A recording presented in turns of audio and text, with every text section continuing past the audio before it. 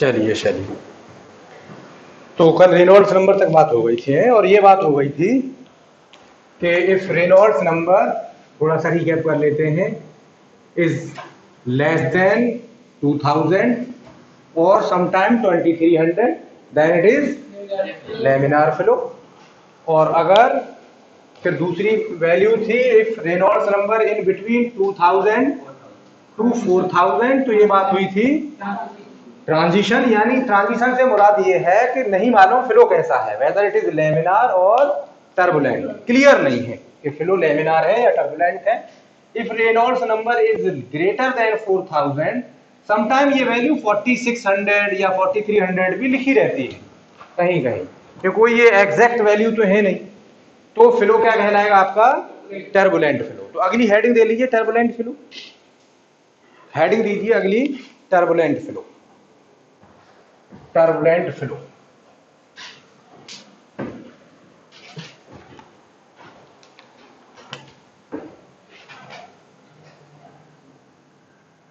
Turbulent flow.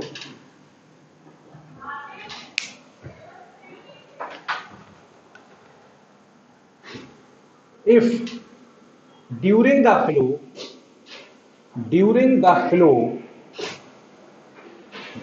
the fluid particles follow a zigzag path,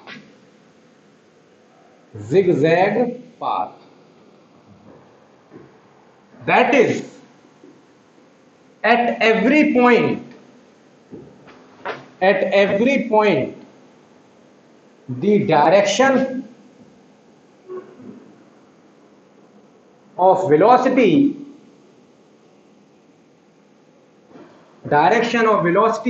is not fixed. At every point, direction of velocity of the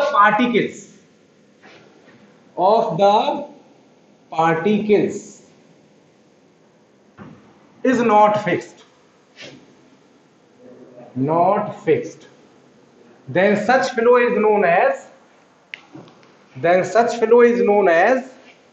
turbulent flow. तब इस तरीके के flows को हम turbulent flows की category में रखते हैं। यानी जो पाथ है उनका, पार्टिकल्स का, वो बड़ा जिगजैग मैनर में होगा। कल आपने देखा कि पाथ जो था बड़ा एकदम से एक फिक्स पैटर्न में था। एक पार्टिकल कुछ इस तरीके से, एक पार्टिकल अपने अगले वाले पार्टिकल को एग्जैक्टली फॉलो कर रहा था, एकदम से सीधी स्ट्रेट लाइन फॉर्मेट में हमें कल पाथ मिला था। वहां पर क्या था, इसका मतलब क्या था कि अगर कल वाले की ड्रॉ करें हम हल्की सी लाइंस को, तो कुछ इस तरीके के लेयर फॉर्मेट में हमें पाथ मिला था। यानी हर पॉइंट पर, अब यहां पर इस डेफिनेशन में एक चीज छिपी हुई है, यहां देखिए, यानी हर पॉइंट पर हर पार्टिकल की जो वेलोसिटी की डायरेक्शन है वो फिक्स है। In laminar flow the direction of velocity of individual particle, हर पार्टिकल की वो फिक्स है और वो कमोबेश सेम है, कमोबेश सभी की डायरेक्शन वेलोसिटी की सेम है। तो उस तरीके के फ्लो को कह रहे थे हम laminar flow. But in that case, that is in turbulent flow, जो direction of velocity of individual particle है, हर किसी पार्टिकल की जो डायरेक्शन ऑफ वेलोसिटी है एट एवरी पॉइंट, हर पॉइंट पर कुछ अलग ही होगी, कुछ पता नहीं क्या होगी अगले पॉइंट पर। फॉर एग्जाम्पल, अगर ये कोई पाइप फ्लो है, अगर ये टर्बुलेंट टाइप का फ्लो है, तो फॉर एग्जांपल ये पर्टिकुलर पार्टिकल अभी यहां दौड़ रहा होगा, अगले सेकंड हो सकता है इस डायरेक्शन में दौड़ रहा हो सकता है अगले सेकंड ये इस डायरेक्शन में दौड़ रहा हो, अल्टीमेटली तो आगे कोई दौड़ रहा होगा, but direction of every particle at every point में चेंज, और जनरली चेंज ही हो रही होगी। जब इस तरीके की वेलोसिटी होगी फ्लो की, तो उसे कहेंगे हम टर्बुलेंट फ्लो, यानी अच्छी मिक्सिंग हो रही होगी। टर्बुलेंट फ्लो का मतलब क्या हुआ कि there is very good mixing between the particles, है ना। यानी अगर आपसे एक जनरली पूछ ले कोई एग्जांपल के तौर पर कि टर्बुलेंट फ्लो का आपकी नजर में अच्छा यूज किया है, तो कहेंगे सर मिक्सिंग के लिए, जहां हमें मिक्सिंग करनी होगी दो चीजों की, कोई या डाई मिक्स करनी होगी, कोई पेंट मिक्स करना होगा, कुछ मिक्सिंग करनी होगी, then we use turbulency. With the help of this turbulency mixing में पॉसिबल इन अर्ली टाइम, है ना। तो बना लीजिए, ये है इसका मतलब इस तरीके के जिगजैग मैनर में अगर पार्टिकल्स फ्लो कर रहे हैं तो वो होगा आपका टर्बुलेंट, है ना, तो होगा वो टर्बुलेंट फ्लो। और ये आपको आइडिया का लग ही गया था कि रेनॉल्ड्स नंबर कितनी होगी टर्बुलेंट फ्लो के केस में, रेनॉल्ड्स नंबर टर्बुलेंट फ्लो के केस में कितनी होगी ये आपको पता ही है।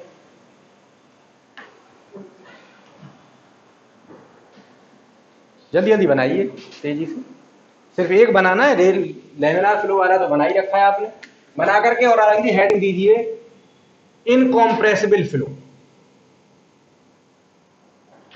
है ना। दो फिर यहां पे थे, एक इनकॉम्प्रेसिबल था एक कॉम्प्रेसिबल था। Incompressible flow, incompressible flow, incompressible flow. अभी तक ध्यान दीजिए, हमने जो आइडियल फ्लूइड या रियल फ्लूइड की बात करी थी वहां फ्लूइड को कॉम्प्रेसिबल और इनकॉम्प्रेसिबल माना था। वहां क्या माना था हमने? फ्लूइड को माना था कॉम्प्रेसिबल और incompressible. For example in general gas is compressible fluid, that is air जो है आपकी कैसी है, कॉम्प्रेसिबल है, और हमारा वाटर है या कोई लिक्विड है इन जनरल ये इनकॉम्प्रेसिबल है। Incompressible for certain level of pressure, ये नहीं कि बहुत लार्ज अमाउंट में प्रेशर डेवलप कर देंगे, बहुत ट्रिमेंडस अमाउंट में अगर प्रेशर लगाएंगे तो हर चीज कॉम्प्रेसिबल है। इवन आपने देखा होगा जब एक्सीडेंट होता है ना, तो जो बड़ी भारी भरकम कारें होती हैं वो भी डबल हो जाती हैं मुड़ करके, है ना, कभी ना हो ये। This is just for example, जब ट्रेन एक्सीडेंट हुए तो ट्रेन की बोगियों का क्या हाल हुआ, कितने कितने भारी वो होते हैं, है ना। तो क्या इससे मतलब ये है कि कॉम्प्रेसिबल और incompressible for under certain condition, यानी normal condition water is incompressible, कोई भी लिक्विड जो है वो क्या है, इनकॉम्प्रेसिबल है अंडर नॉर्मल कंडीशन। लेकिन एक्सट्रीमली हाई प्रेशर कर देंगे तो वाटर भी कॉम्प्रेसिबल है। But in under normal condition, in general condition, air is compressible, water is incompressible. ठीक है सब। बट यहां पर हम बात करने जा रहे हैं फ्लो की। इसका मतलब यह हुआ कि गैस के ही अगर हम फ्लो की बात कर ले तो गैस तो फ्लूइड कैसा है, कॉम्प्रेसिबल, लेकिन इसका फ्लो इनकॉम्प्रेसिबल हो सकता है। वो कैसे, वो देखते हैं। हेडिंग लिखिए, इसमें लिखना चाहिए, if during the flow, if during the flow the density of the fluid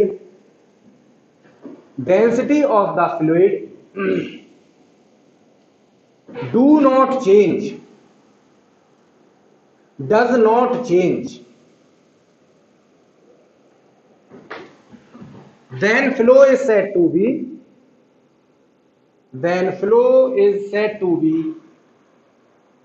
incompressible flow.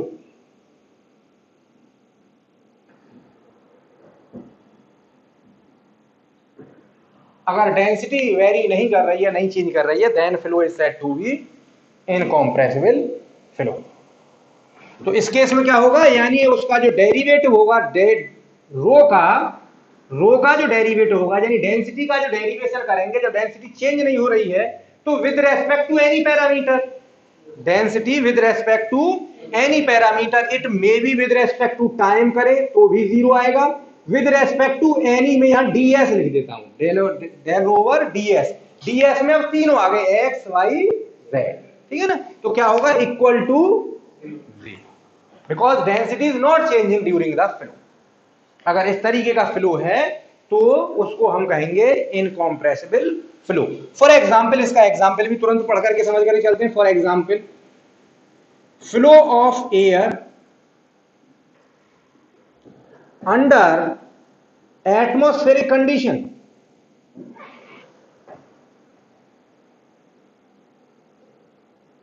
At low velocity.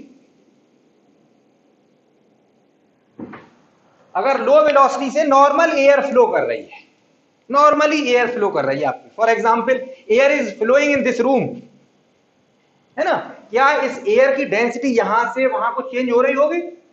नहीं हो रही होगी। जो डेंसिटी यहां है वही डेंसिटी इधर होगी। पूरे ऑल ओवर एटमॉस्फेयर में करीब करीब जो अगर अर्थ की सरफेस के आसपास जो एयर फ्लो कर रही है, ऊपर जाकर के हो सकता है due to change in pressure density में कुछ फर्क आए, बट नॉर्मल कंडीशन में हमने ऐसी कि एटमॉस्फेरिक कंडीशन में नॉर्मली हम देखें तो एयर की जो फ्लो के दौरान है डेंसिटी, उसमें कोई चेंज नहीं आ रहा। इसका मतलब एयर फ्लो कैसा फ्लो है नॉर्मल कंडीशंस में, इनकॉम्प्रेसिबल, है ना। ठीक है, वैसे ही अगर जब इनकॉम्प्रेसिबल पढ़ेंगे तब देखेंगे। तो यहां पर एक कंडीशन जो है खासकर एयर फ्लोज के लिए, गैस फ्लोज के लिए एक खास कंडीशन बताई है लोगों ने कि कब जो है गैस फ्लो को कंप्रेसिबल माना जाएगा, कब इनकॉम्प्रेसिबल माना जाएगा। तो उसके लिए एक नंबर है, नंबर एक डिसाइड कर दीजिए, जिसे कहते हैं मैक नंबर, MA से रिप्रेजेंट करते हैं इसे, लिख लीजिए मैक नंबर। पहले चलिए इसको जान लीजिए ये होती क्या है Mach number. Mach number equal to होता है रेशियो ऑफ, होता है वेलोसिटी ऑफ फ्लूइड, जो भी फ्लूइड है, मैक नंबर किसी फ्लूइड की निकाल रहे हैं तो वेलोसिटी ऑफ द फ्लूइड, किसी अगर ऑब्जेक्ट की निकाल रहे हैं, मूविंग ऑब्जेक्ट की, तो वो फ्लूइड हो जाएगा। जैसे अगर एरोप्लेन की वेलोसिटी मैक नंबर निकालना चाह रहे हैं, आपने अभी जब रफाइल आए होंगे तब अगर आपने टेलीविजन पर देखा हो डिस्कशन एंकर्स का, तो उन्होंने या उनका अगर स्पेसिफिकेशन देखेंगे तो उनकी वेलोसिटी आपको ऐसे नहीं लियोगे कि 1800 किलोमीटर पर आवर दौड़ता है। उनकी वेलोसिटी आपको बताई होगी इतनी मैक है इसकी, मैक 2, मैक 3, मैक 4, है ना। तो उनकी भी मैक नंबर से हम वेलोसिटी का एक एस्टिमेट करते हैं। तो अगर मैक नंबर आप फ्लो की निकाल रहे हैं तो यहां पर क्या आएगा, velocity of flow, sorry velocity of flow, जो भी अब फ्लूइड है फ्लो। अब यहां पर आपका कोई बॉडी हो सकती है, अगर बॉडी की निकाल रहे हैं दैट इज एरोप्लेन की निकाल रहे हैं, है ना, किसी जेट की निकाल रहे हैं, या फ्लूइड की निकाल रहे हैं अगर फ्लूइड फ्लो हो रहा है, upon velocity of sound in air, velocity of sound in air, ये मैक नंबर होती है, ये चीज होती है मैक नंबर। तो अब मैक नंबर के अकॉर्डिंग कोई भी गैस का फ्लो या किसी भी फ्लूइड का फ्लो, जनरली गैस के लिए ज्यादा जरूरी है जो गैस कंप्रेसिबल है, तो किसी भी फ्लूइड का flow if Mach number is less than 0.3 then flow will be, लिख लो, flow will consider as incompressible, incompressible flow will consider as incompressible. अगर मैक नंबर 0.3 से कम है तो क्या कंसीडर किया जाएगा उसको, incompressible flow. If the Mach number is more than 0.3 then flow will be treated as compressible flow. ठीक है, ये चलिए है, ये कभी कभी ऑब्जेक्टिव क्वेश्चन में पूछ भी लेते हैं 0.3 पर है कॉम्प्रेसिबल या कितने पर है। दूसरा हेडिंग दे लीजिए आप, तेजी से चलिए, ऊपर से मिटा लेता हूं मैं, कंप्रेसिबल फ्लो। कंप्रेसिबल फ्लो, तो डेफिनेशन आप लोग लिख डालिए सब लोग खुद से, यानी क्या होगा, during the flow if density of fluid change, तो लिख डालिए सब लोग खुद से, लिखिए डेफिनेशन, तो डेफिनेशन तो खुद से लिखिए।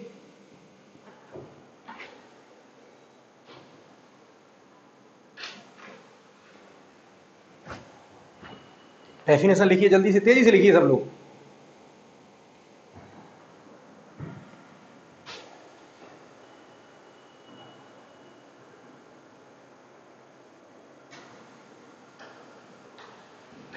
लिख गई?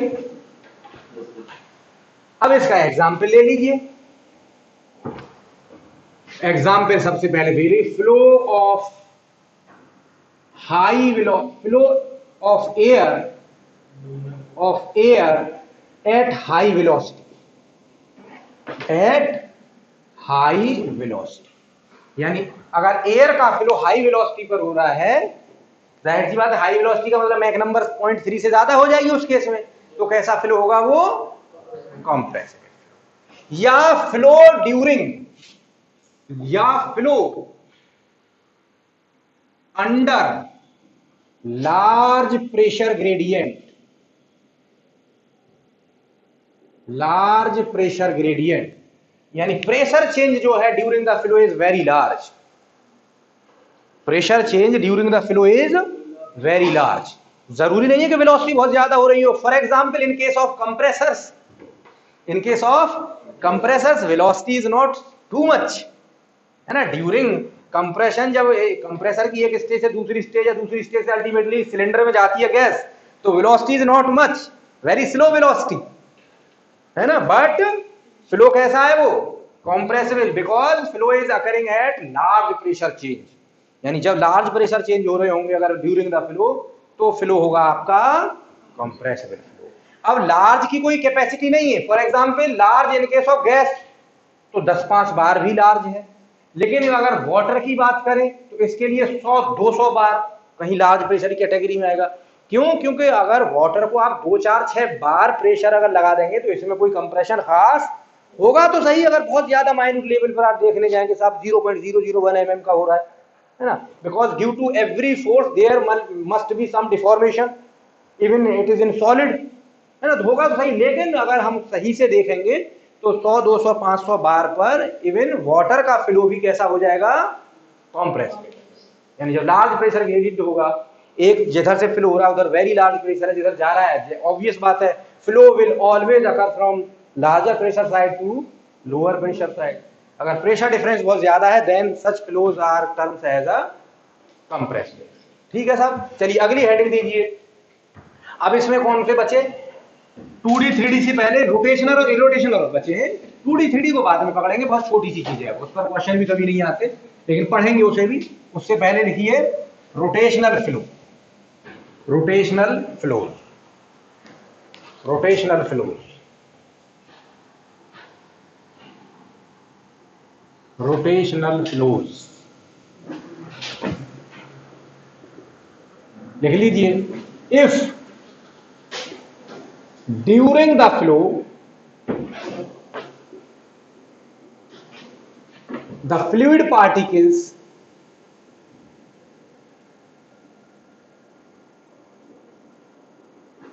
particles rotate about their mass center, about their mass center, then flow is known as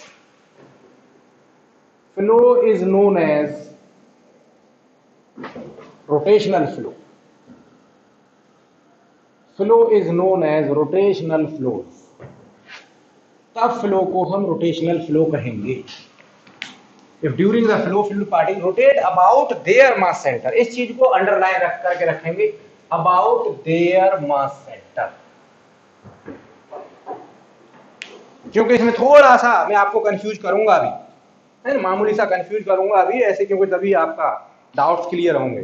question तो बिना कंफ्यूज करे भी आप जिस एग्जाम को दोगे उसमें हो जाएंगे, लेकिन कंफ्यूज करना थोड़ा सा जरूरी भी है।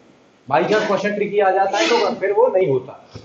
तो ये यानी यहां पर क्या कह रहे हैं कि अगर फ्लो इस तरीके का है कि पार्टिकल्स रोटेट कर रहे हैं, ध्यान देने की ये चीज है गौर से, फ्लूइड रोटेट नहीं कर रहा कोई, या फ्लो रोटेट नहीं कर रहा है, रोटेट कौन कर रहे हैं, पार्टिकल्स।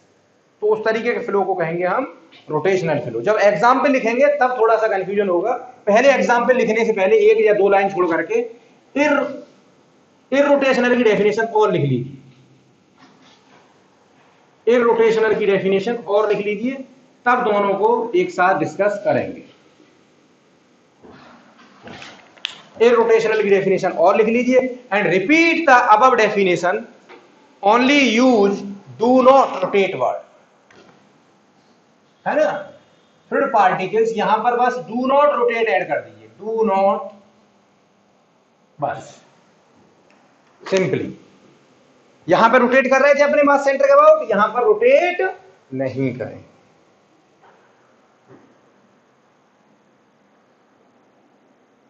ये डेफिनेशंस ऐसी हैं कि आप एग्जाम में भी लिख सकते हैं, यानी थ्योरेटिकल एग्जाम में भी। या आपको ऐसा लग रहा होगा ये तो बड़ी आसान डेफिनेशन बना दी, नंबर मिलेगा नहीं मिलेगा, पूरी सफिशिएंट डेफिनेशन है ना, 1 नंबर 2 नंबर वाली। यानी ये फ्लूइड पार्टिकल्स अपने मास सेंटर के अबाउट रोटेट ना करे ड्यूरिंग द फ्लो, तो उस तरीके के फ्लो को हम कहेंगे इररोटेशनल, और अगर रोटेट करे तो उसे कहेंगे रोटेशनल। डेफिनेशन तो बड़ी सिंपल है, एग्जाम्पल देखने हैं इनके दोनों के दरअसल। एग्जाम्पल इरोटेशनल का जो एग्जाम्पल है वो सबसे पहला एग्जाम्पल ही है flow of fluid over drain hole. Flow of fluid over drain hole सबसे पहला एग्जाम्पल, ड्रेन होल। दूसरा example whirlpool in river. Whirlpool in river, this is the example of irrotational flow. Whirlpool, ये irrotational flow के example है। अब rotational flow के example कौन से हैं? Flow in rotating cylinder.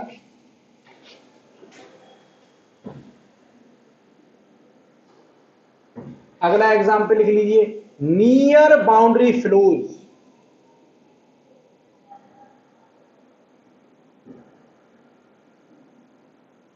Flow in boundary layer, ऐसे भी कहते हैं नियर बाउंड्री फ्लो को, कभी ऐसे भी कहते हैं flow in boundary layer.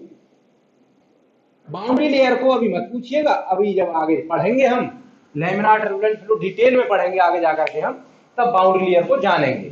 Flow in boundary layer.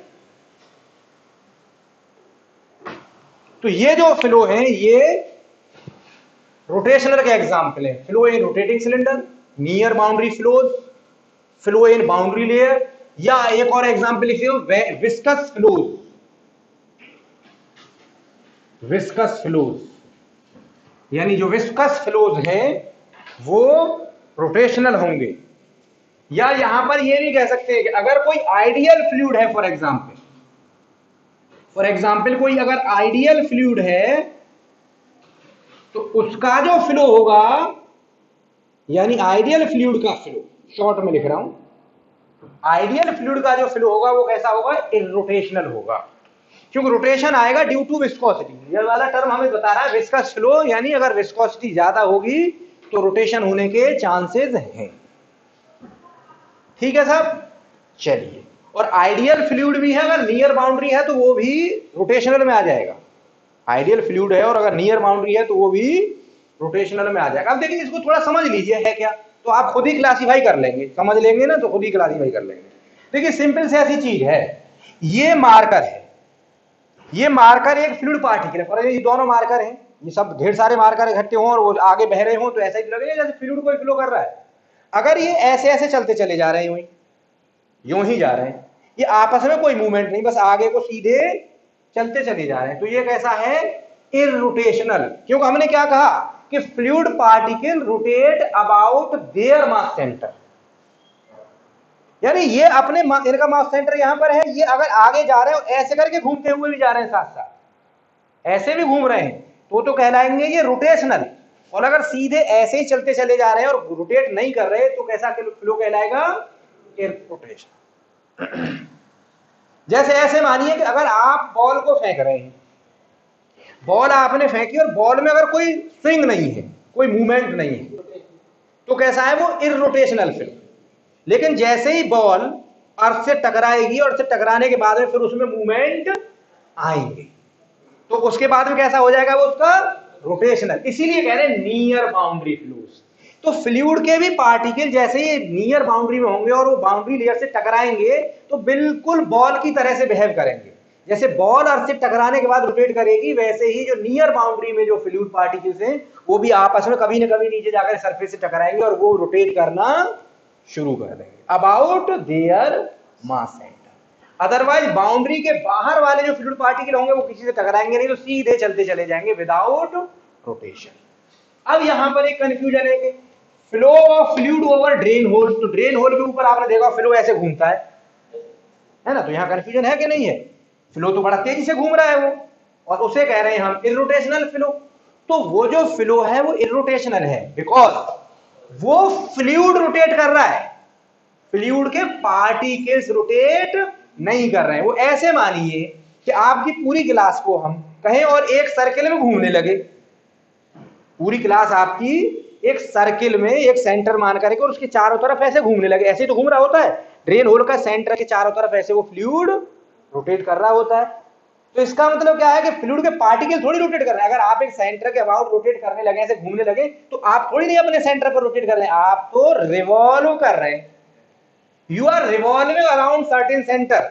जैसे अर्थ रिवॉल्व कर रही है सन के अराउंड, अर्थ के पास दोनों चीजें, रोटेशन भी है, रिवोल्यूशन भी है। तो वो रोटेशन नहीं है फ्लूइड पार्टिकल का, वो क्या है, रिवोल्यूशन। जो फ्लूइड रोटेट, जो घूम रहा है, उसे हम कहते हो रोटेशन ही देते हैं नॉर्मली, वो क्या है, रिवोल्यूशन अराउंड द सेंटर। तो इसलिए वो जो है इररोटेशनल फ्लो है। क्लियर हुई बात? क्योंकि वो फ्लूइड पार्टिकल एक साथ इकट्ठे हो गए, जैसे आप पूरी की पूरी क्लास इकट्ठी हो जाए, फिर ऐसे करके वो घूमना शुरू कर दे। क्योंकि फ्लूइड रोटेशनल तभी आएगा जब उस फ्लूइड का हर पार्टिकल अपने सेंटर पर घूमे। हाँ, जैसे नर्तकी होती हैं सर्कस में, देखा होगा, वो डांस करते करते ऐसे भी चलती हैं और घूमती भी हैं, है ना। जो नट वगैरह होते हैं वो डांस भी करते जाते हैं, कूदते जाते हैं, और वो रोटेट भी करते जाते हैं। तो उसको आप कह सकते हैं, उस तरह की कंडीशन को, रोटेशनल। जैसे अर्थ है रोटेटिंग, अर्थ का जो मूवमेंट है दोनों है, रिवोल्यूशन भी है और रोटेशन भी है। क्लियर हो गई ये चीज? तो आप पहचान लोगे कब फ्लो रोटेशनल होगा, कब इररोटेशनल। यानी बाउंड्री से अगर दूर के फ्लो होंगे, इसका मतलब बाउंड्री से दूर के फ्लो होंगे, यानी जब तक बॉल टकराई नहीं थी अर्थ से तो बाउंड्री से दूर थी, तो कैसा फ्लो था बॉल का, अगर अगर बॉलर ने उसमें रोटेशन नहीं दिया था तो कैसा फ्लो था उसका, इररोटेशनल। यानी बाउंड्री लेयर के बाहर के जितने भी फ्लो होंगे वो जनरली कैसे होंगे, इररोटेशनल, है ना। तो लिख लीजिए, अब तो आपने समझ भी लिया, अब लिख भी लीजिए इररोटेशनल वाले एग्जाम्पल में क्या लिखे, flow outside the boundary layer, flow outside the boundary layer. बिल्कुल। और एक खतरनाक फिनोमेना बता देते जिससे आपको बिल्कुल ही याद रहे। जब पुराने जमाने में, अब तो इंसिडेंट कम होते, पुराने जमाने में, या एक इंसिडेंट तो आज भी होता है खूब डेली, खुदा ना करे हो किसी के सामने देखने को मिले, जब कोई बाइक राइडर बाइक पे से गिरता है तो पहले तो यूं जाता है शूम से आगे को, है ना, पहले तो सीधा जाता है, कैसा जाता है, इररोटेशनल फ्लो। जब वो अर्थ से टकराता है तो फिर क्या होता है, जैसे बाउंड्री से टकराया, ट्रेन में से जब कोई पैसेंजर को फेंक देते हैं चोर वगैरह, तो पहले इररोटेशनल, जैसी अर्थ से टकराता है रोटेशनल। समझने के लिए है, एक्सपेरिमेंट मत करना कहीं अपने आप पर। चलिए, तो क्लियर ये चीज। अब आ जाइए, तो फिर लास्ट है आपका 1D 2D and 3D flow. 1D 2D and 3D flow. चलिए साहब, one dimensional flow, one dimensional flow लिख लीजिए। कल बड़ा अच्छे से परसों समझा भी दिया था, लिख लीजिए। इफ फ्लो पैरामीटर्स, इफ, उसमें भी वेलोसिटी की बात ज्यादा करते हैं, if flow parameters during the flow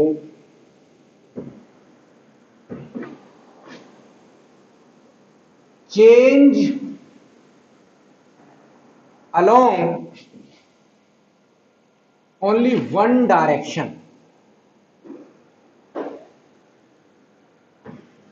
ठीक है ना। 1D 2D में लिख लीजिए सेम डेफिनेशन।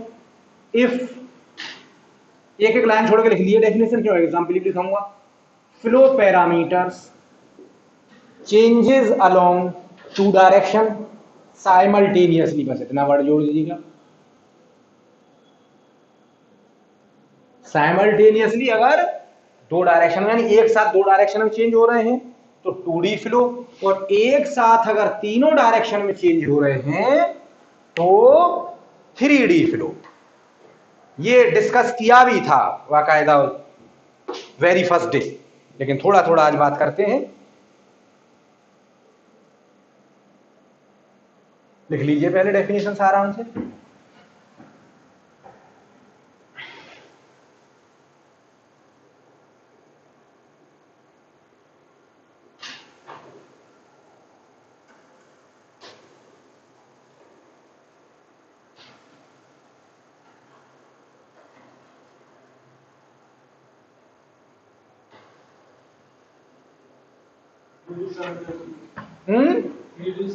हाँ 3D साइमल्टेनियस, एक साथ ही तीनों डायरेक्शन में चल रहे हो, चेंज हो रहे हो पैरामीटर, साइमल्टेनियसली रहेगा।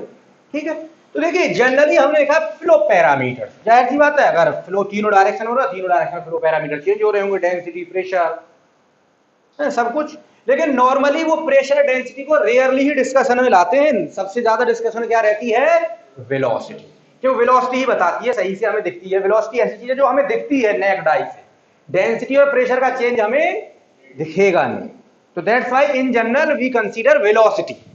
तो देखिए हमने एक दिन बताया था वेरी फर्स्ट डे जब सिंपल डिस्कशन कर रहे थे कि जो फ्लूइड पार्टिकल्स हैं, क्योंकि फ्लो के पार्टिकल्स तो फ्री है to move in any direction, है ना। हम तो सॉलिड बॉडी है, सरफेस पर चलेंगे तो सीधे सीधे चलेंगे या इधर उधर मटक सकते हैं, ऊपर तोड़ेंगे नहीं डायरेक्ट, है ना। तो इसके पास वेलोसिटी जो होती है किसी भी फ्लूइड पार्टिकल के पास, वो कहते हैं तीनों डायरेक्शनल वेलोसिटी होती है, कहते हैं u i plus v j plus डब्ल्यू के, ऐसे करके तीनों डायरेक्शनल वेलोसिटी को जनरली वेक्टर फॉर्मेट में रिप्रेजेंट करते हैं। यू आई यानी यू आई का मतलब है एक्स डायरेक्शन, जे आपने वेक्टर तो पढ़ा ही होगा, थोड़ा थोड़ा पढ़ लिया होगा मैथमेटिक्स में, जे का मतलब वाई डायरेक्शन, डब्ल्यू का मतलब जेड डायरेक्शन।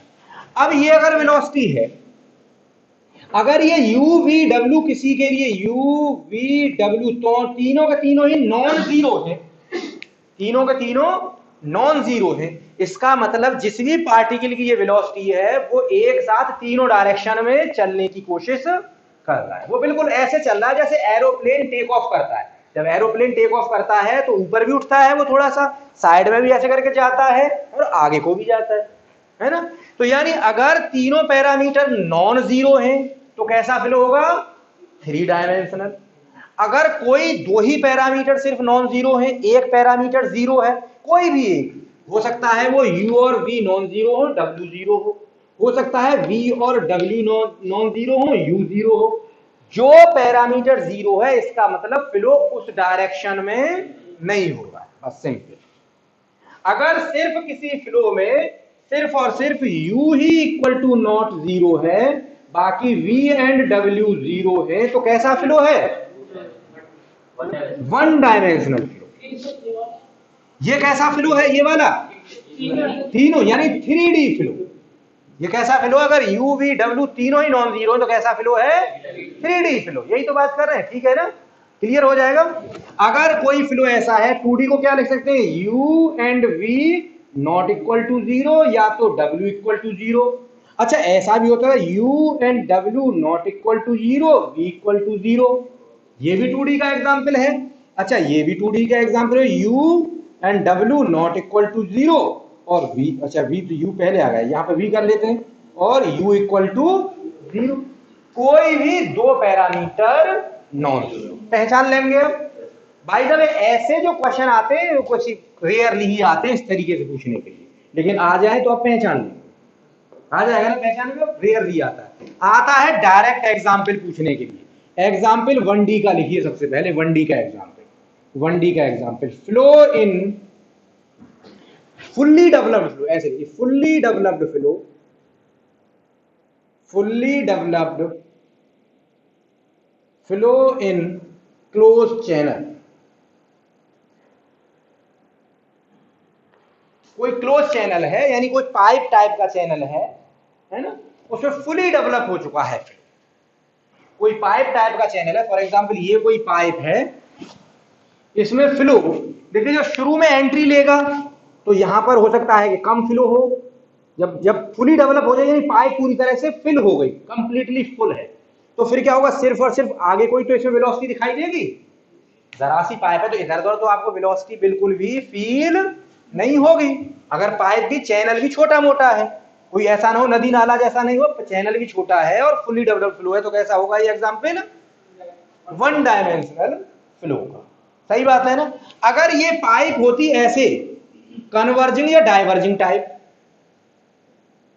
पाइप आगे को ऐसे कन्वर्ज हो रही होती या डाइवर्ज हो रही होती है ना, तो क्या होता, फ्लो जब हो रहा होता आगे को जाकर के, तो आगे तो जा ही रहा होता, लेकिन साइमल्टेनियसली इस डायरेक्शन में भी जा रहा होता, नहीं जा रहा होता। तो 2D तो आपको साफ साफ दिख रहा है, लेकिन जब ये पाइप ऐसे है तो ऐसे भी तो होगी, आगे को भी तो होगी, है ना, जेड डायरेक्शन में भी तो रही होगी ये, तो जैसे नीचे की तरफ मुड़ रही है लाइन वैसे ही जेड डायरेक्शन में मुड़ेंगी, तो कैसा फ्लो हो जाएगा ये 3D फ्लो, यानी फ्लो इन कन्वर्जिंग यानी CD pipe, converging diverging pipe. हम इसे इधर से देखेंगे तो डाइवर्ज हो रही है और इधर से देखेंगे तो कन्वर्ज हो रही है, इसलिए हमने CD लिख दिया है, ठीक है ना। एक देखने पर डिपेंड करेगा, अगर फ्लो इधर से आ रहा है तो उसे लगेगा फ्लो पाइप जो डाइवर्ज हो रही है, फ्लो इधर से आ रहा है तो उसे लगेगा पाइप कन्वर्ज हो रही है, डिपेंड करेगा डायरेक्शन ऑफ फ्लो पर। तो कैसा फ्लो होगा ये 3D फ्लो। 3D फ्लो का ये एग्जांपल और है, flow at the bend, flow at bend, pipe bend पर, जब पाइप बेंड पर फ्लो घूम रहा होगा, तीनों डायरेक्शन में एकदम मिक्सिंग हो रही होगी वहां भी, यहां भी कैसा एग्जांपल है ये 3D फ्लो का।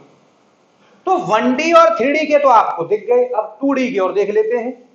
अब देखिए 2D के कैसे देखेंगे, जब वो घूमेगी तो एक साथ थोड़ी घूमेगी, देखो है ना, एक साथ थोड़ी नहीं फ्लो घूम जाएगा, कभी यहाँ पे ऐसे दौड़ रहा होगा धीरे धीरे, अगर टर्न हो रही होगी पाइप तो कोई फ्लूइड पार्टिकल ऐसे थोड़ी एकदम यूं जाएगा और एकदम से यूं टर्न ले जाएगा, है ना, ऐसे टर्न नहीं लेगा ना, टर्न लेगा कायदे से, तो वहां पर 3D फ्लो ही आता है, ठीक है।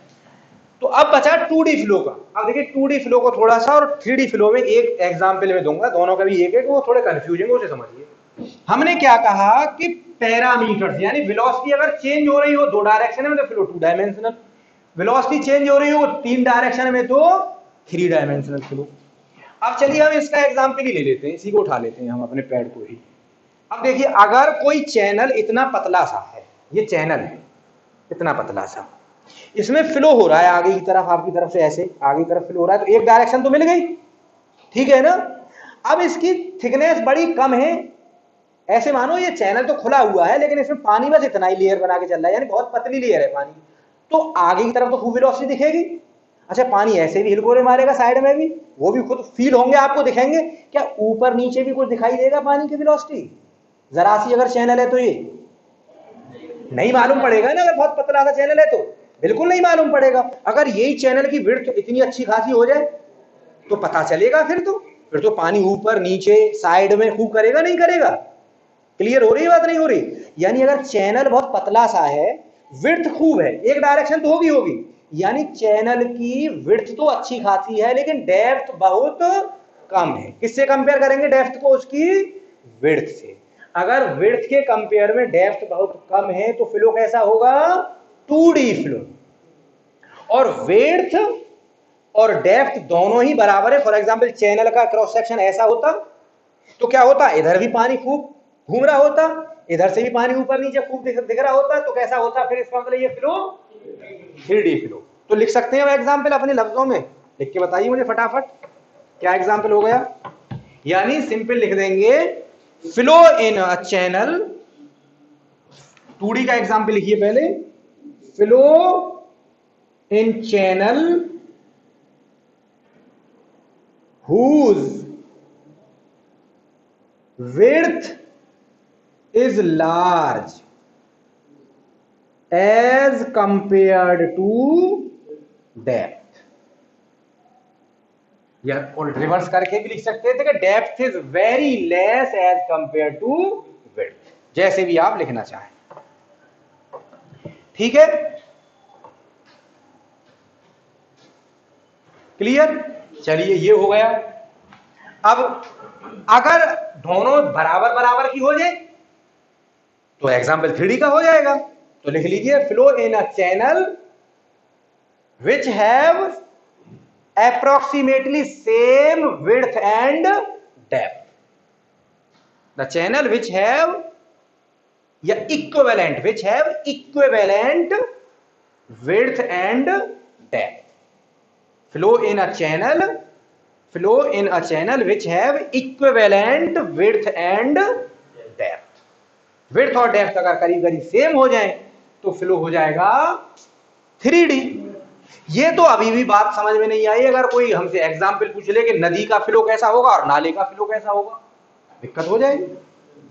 अब हमें देखनी पड़ेगी नदी में फ्लो 2 डायमेंशनल है या 3 डायमेंशनल है।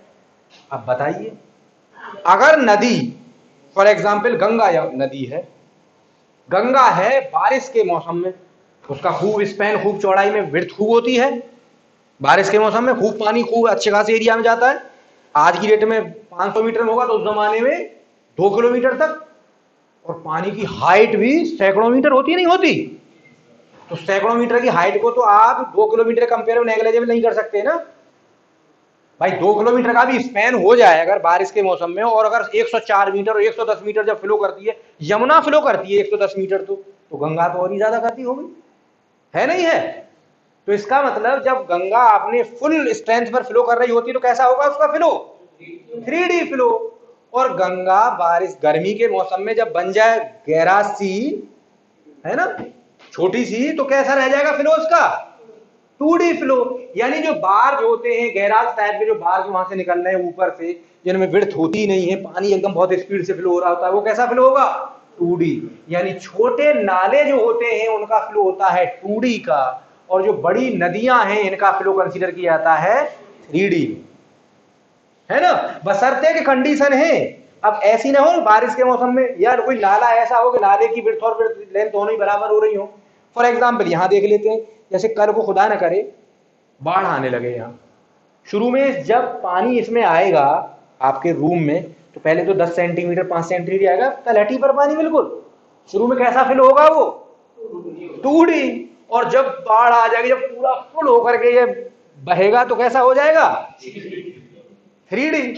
अब पकड़ लोगे 3D 2D को, अब तो कोई दिक्कत नहीं होगी। चलिए तो आगे बढ़ते हैं।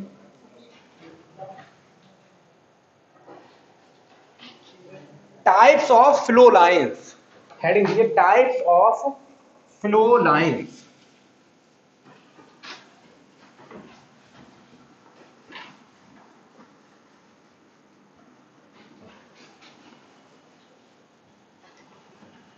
Types of flow lines. Number first लिखिए path line.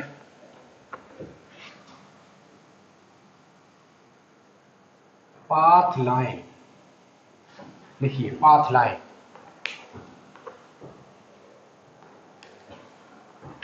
It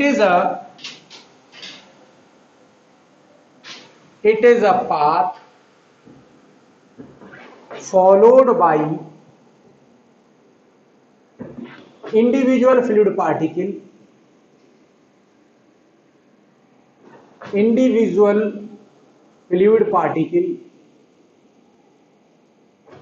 during its course of motion, जब से वो चलना शुरू किया है और जब तक वो चलता रहे, जैसे पाथ को वो फॉलो करे, यानी किसी पार्टिकल को पकड़ लो, उसकी लोकल हिस्ट्री को ट्रेस कर दो। जैसे फॉर एग्जांपल तुम चल करके अपने घर से यहां तक आए, जहां जहां होकर के जैसे जैसे आए, हर इंसान के अगर उस पाथ को ट्रेस कर दें तो उसे कहलाएगा वो पाथ लाइन। हर इंसान का अपना अलग हो सकता है, एक जगह से आने में और सेम जगह जाने में हर कोई अपना अलग अलग पाथ ट्रेस कर सकता है। इसमें थोड़ा बहुत और लिख लिया आगे।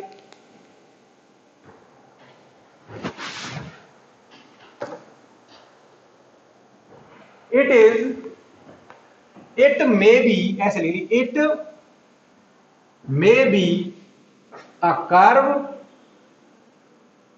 it may be a curve in 3D.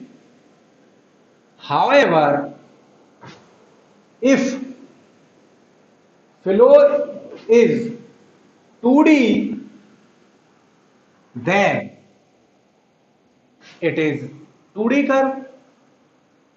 Flow is 2D, then it is a 2D, or accordingly 1D curve.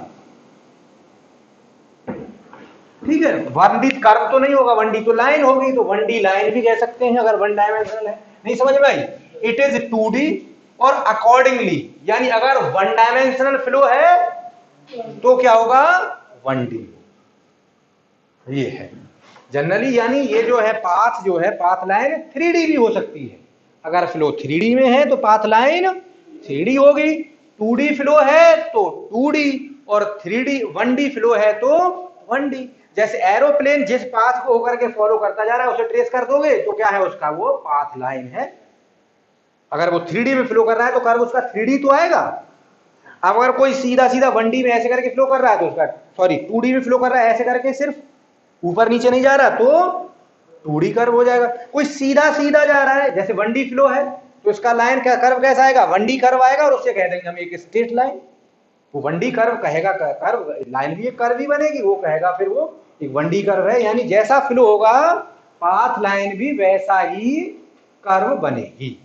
1D flow होगा तो 1D कर्व, 2D फ्लो होगा तो 2D कर्व, 3D फ्लो होगा तो 3D कर्व। अगली heading दीजिए stream line. Stream line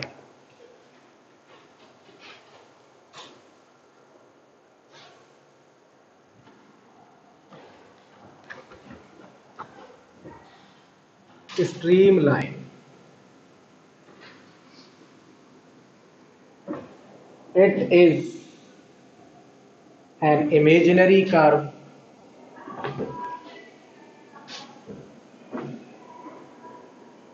the tangent to which at any point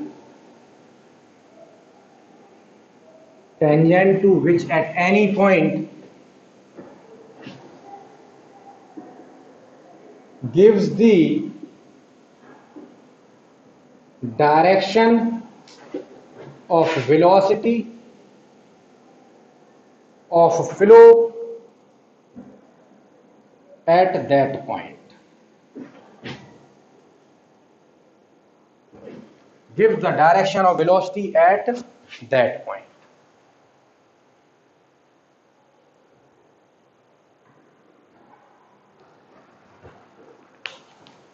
क्या कह रहे हैं समझिए इसको।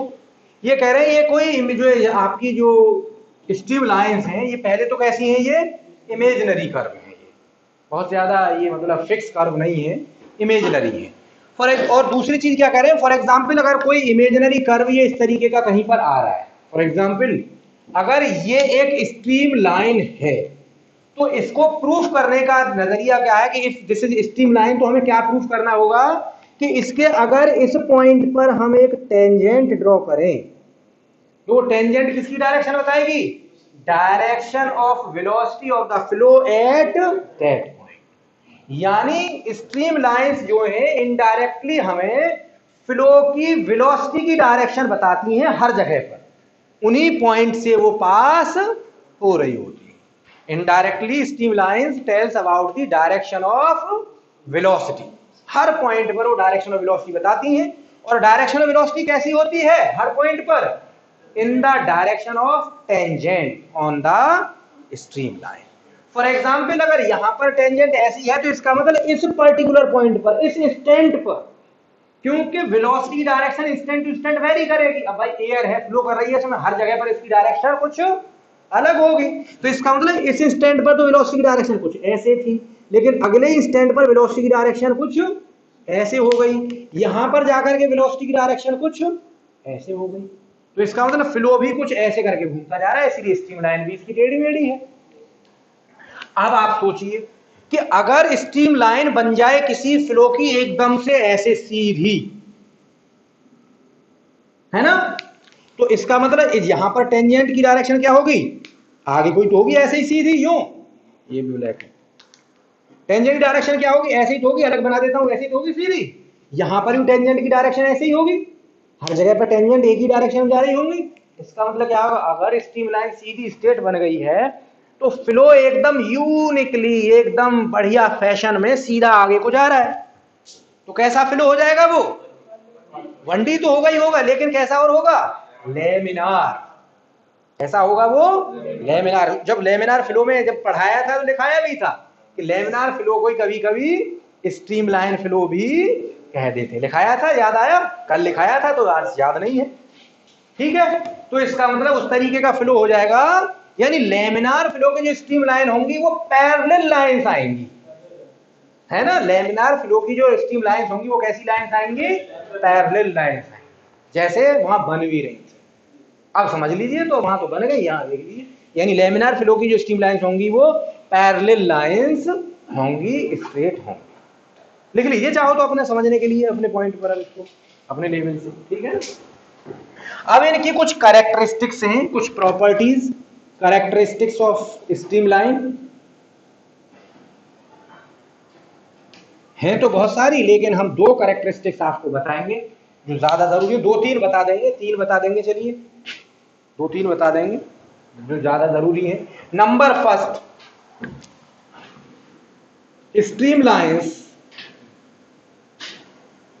स्ट्रीमलाइंस डू नॉट कट, इसे अब मिटा देता हूं, do not cut each other and itself. ये ना तो एक दूसरे को कट करती है, ना खुद को ही कट करती है। अब यहां पर ही एक कभी कभी दूसरा पॉइंट भी बना देते हैं, नहीं तो इसी पॉइंट में डायरेक्ट। ये ऐसा होता क्यों, एक क्वेश्चन ये आता है कभी कभी, स्ट्रीमलाइंस एक दूसरे को कट नहीं करती क्यों, स्ट्रीमलाइंस एक दूसरे को कट नहीं करती क्यों, तो उसके पीछे क्यों यहां देखिए। फॉर एग्जांपल ये एक स्ट्रीमलाइन ये है ना, दूसरी स्ट्रीमलाइन हमने ऐसी बना दी कि वो इसको कट कर गई एट दैट पॉइंट, यहां पर कट करके अगर हमने बना लिया जबरदस्ती, हम कह रहे हैं कट कर गई है। अब यहां पर देखिए दिक्कत क्या होगी, दिक्कत क्या होगी कि ये पार्टिकल है, ये वाला पार्टिकल कटिंग पॉइंट पर ये पार्टिकल बैठा हुआ है ना? कोई भी पार्टिकल की डायरेक्शन ऑफ वेलोसिटी एक वक्त में एक ही साइड में हो सकती है, ऐसा तो नहीं हो सकता कि मैं एक ही वक्त में इधर भी भाग रहा हूं और इधर भी भाग रहा हूं, नहीं ना। अब देखिए यहां पर अगर टेंजेंट ड्रॉ करेंगे तो इधर जाएगी, यहां पर टेंजेंट अगर इस स्ट्रीम लाइन में ड्रॉ करेंगे तो इधर जाएगी, इधर जाएगी। दोनों स्ट्रीम लाइनों पर टेंजेंट दो बनेंगे और दोनों की डायरेक्शन अलग अलग होगी। यानी ये पॉइंट के लिए ये टेंजेंट क्या कह रही है, ये टेंजेंट ये कह रही है कि साहब वेलोसिटी इधर थी, ये टेंजेंट कह रही है साहब वेलोसिटी इधर थी। ये तो बात गड़बड़ है, दो वेलोसिटी तो नहीं हो सकती, वेलोसिटी तो एक वक्त में एक ही होगी, इसीलिए स्ट्रीम लाइन एक दूसरे को कभी इंटरसेप्ट नहीं कर सकती। अब लिख लीजिए ये पॉइंट इसी में बढ़ा करके, because at intersecting point streamlines show, अब क्योंकि स्ट्रीम लाइन हो गई, दो हो गई, streamlines show two direction of velocity, two direction of velocity for same point, है ना, which is impossible, which is impossible।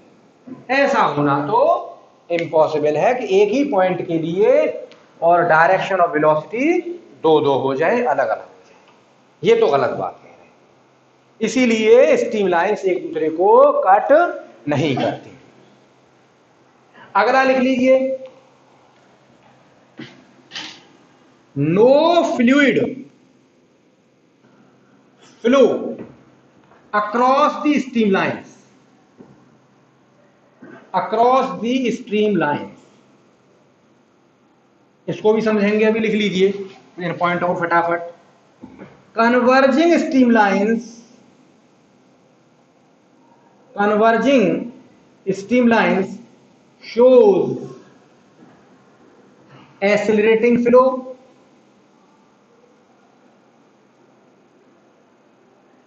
shows accelerating flow. Similarly, diverging streamlines shows decelerating flow.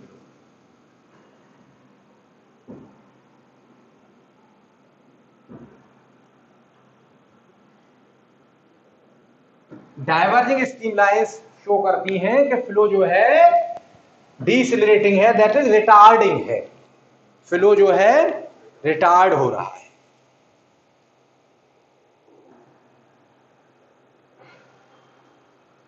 Flow जो है वो रिटार्ड हो रहा है, ऐसा कुछ शो करती है। यहां इसको समझ लेते हैं, अभी नीचे भी जगह है, नीचे भी अभी एक चीज और लिखनी है इनकी। तो देखिए क्या कह रहे हैं कि अगर देखिए ये कह रहे हैं पहले तो ये दो स्ट्रीम लाइन है, फॉर एग्जांपल ये कन्वर्जिंग भी और डाइवर्जिंग भी है, आगे को देख रहे हैं तो कन्वर्ज और इधर से देख रहे हैं तो डाइवर्ज। अब ये कह रहे हैं कि इन स्ट्रीम लाइनों को क्रॉस करके यहां का पार्टिकल का फ्लो इस डायरेक्शन में नहीं हो सकता। आगे पढ़ेंगे भी, कल नंबर आएगा, टाइम हो रहा है। स्ट्रीम लाइंस को इसीलिए स्ट्रीम ट्यूब कहते हैं। ये स्ट्रीम लाइन ऐसे बिहेव करती है जैसे ट्यूब है। ये ट्यूब वो जो होगा, जो पाइप होगी आपकी, पाइप कैसी होगी, उससे फ्लो इधर उधर तो नहीं निकल रहा होगा उसकी बाउंड्रीज से, उसकी बाउंड्रीज से फ्लो इधर उधर नहीं निकल रहा होगा ना। तो स्ट्रीम लाइन भी ऐसे ही पाइप की तरह से बिहेव करती है। इसीलिए तो कह रहे हैं कि यहां से इस स्ट्रीम लाइन को क्रॉस करके कोई फ्लो नहीं हो रहा होगा। क्यों नहीं हो रहा होगा, उसके पीछे वजह हमने पहले लिख ली, ये वाली, कि अगर यहां से इधर फ्लो हो रहा होता तो इसका मतलब direction of velocity at this point इस तरफ हो जाती, जबकि ये स्ट्रीम लाइन तो कह रही है कि डायरेक्शन ऑफ वेलोसिटी इस डायरेक्शन में है। तो इसीलिए यही चीज ये बात कह रही है, ऊपर वाली बात में ये चीज छिपी हुई है कि स्ट्रीम लाइन को क्रॉस करके फ्लो नहीं होता है। जब स्ट्रीम लाइन को क्रॉस करके फ्लो नहीं होगा तो आप खुद ही समझ जाइए कि जितना फ्लूइड यहां से दो स्ट्रीम लाइन के बीच में एंटर करेगा, उतना ही फ्लूइड दो स्ट्रीम लाइन से यहां से बाहर निकलेगा। तो आप कल ही जान गए इस चीज को कि आगे जाकर के अगर एरिया कम हो रहा है तो वेलोसिटी बढ़ेगी, और एरिया घट रहा है तो एरिया घट रहा है तो वेलोसिटी बढ़ेगी, और एरिया बढ़ रहा है तो वेलोसिटी घटेगी। यानी अगर कन्वर्जिंग डायरेक्शन में फ्लो हो रहा है तो एक्सेलरेटिंग, और डाइवर्जिंग डायरेक्शन में हो रहा है तो डिसेलरेटिंग। कोई नई चीज नहीं है, उसी चीज का ये एक तरीके से इन्फ्रेंस है और कंक्लूजन है लास्ट में बस। अच्छा, नो फ्लूइड ये भी हो गया क्लियर, है ना। अब एक दो पॉइंट और है, टाइम हो रहा है, बाकी के कल देख लेते हैं, या देख लें इसी वीडियो में भी खत्म हो जाएंगे वो, है। एक पॉइंट लिख लीजिए, चलिए लास्ट लिख लीजिए। इन स्टेडी फ्लो ये लिख लीजिए, इन स्टेडी फ्लो, ये लास्ट ही है। In steady flow path line and stream lines, in steady flow path line and stream lines are identical. Path line and stream lines are identical, यानी दोनों same होती हैं, वही पाथ लाइन होती है, वही स्ट्रीम लाइन होती है अगर फ्लो स्टेडी फ्लो है तो। स्ट्रीम लाइन और पाथ लाइन दोनों सेम है। बाकी कल डिस्कस करते हैं, ठीक है। कोई अब इसको पहले